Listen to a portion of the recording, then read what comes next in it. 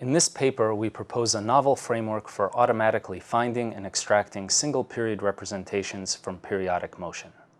Periodic motion can be found in many different places. Combined with state machines and motion graphs, single-period representations already find active use in game animations.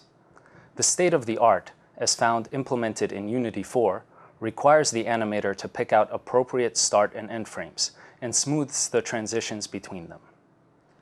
Using recent advances in applied algebraic topology, we produce a pipeline that captures representative periodic motion from nearly periodic data. Our pipeline keeps human interaction low, is computationally efficient, builds on a rigorous mathematical foundation, and allows for automatically aligned blending of motions. To the left, we see an example input with two-dimensional PCA projection for visualization. To the right, the resulting output from our pipeline, visualized and animated. So, how do we accomplish this? Our method is based on point cloud topology and circle-valued coordinate functions. We take motion capture data, represented in 62 dimensions, seen here again projected down to 2 dimensions. Here the curves are seen overlapping, but in its original high-dimensional representation, these are disjoint curves. We must first construct an approximation of the space of all the periods. This is where we use persistent cohomology. We connect points together that are at most epsilon distant in this high-dimensional space. We sweep epsilon from 0 to successively higher values. This gives us a sequence of spaces called a filtration, from which we can track and extract topological features over different values of epsilon. For example, components and potentially useful circle-valued functions. This is shown as a barcode where long bars correspond to persistent features. We can turn these features into coordinate functions. The details are given in the paper. In good cases, the resulting coordinate function assigns like values to similar poses. We can detect these good cases and then track periods and phases intrinsically. We show the resulting coordinate function here with colors representing the coordinate values on the circle. Now that we have a good coordinate representing a parametrization of the periodic motion, how can we use it? We can average several cycles of a recorded walk to generate a typical walk cycle. The black highlighted points are the immediate neighbors on the circle, and we use a simple centroid calculation to construct the representative path in red. But other averaging schemes can be used as well, Gaussian weighting for instance.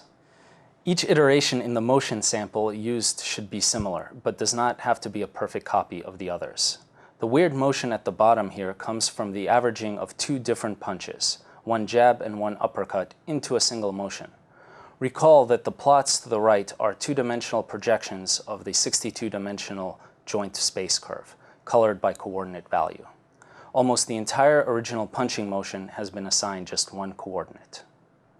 The boxer is an example of input which carries several different motions, and so a single motion cycle is not present. Instead, we get several different coordinates which detect different portions of the input, the different punches. In this second example, we can see there can be scale dependencies in these coordinates. The walk and the run are detected at smaller scales than the jumping motion. Already useful as walk cycles for animation, these coordinates in average closed curves have other applications. We show here how to do automatically aligned motion interpolation. We start out with a walk cycle, shown here together with the coordinate function and the original data in 2D projection. First, we represent both walk cycles with equally many densely sampled frames. With the parametrization, it is a simple one-dimensional optimization problem to find a shortest fade-over path, representing the smoothest alignment for the interpolation, with the least phase shift necessary. We draw a straight line between each pair of frames in the 2 walk cycles and minimize the sum of all the lengths of these thin blue lines. Once aligned, we can transition between the motions easily by linearly interpolating between the 2 representative motions.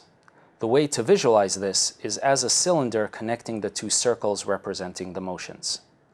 The transition is then a helix on this cylinder. Once generated, downsampling gives the output motion ready for use.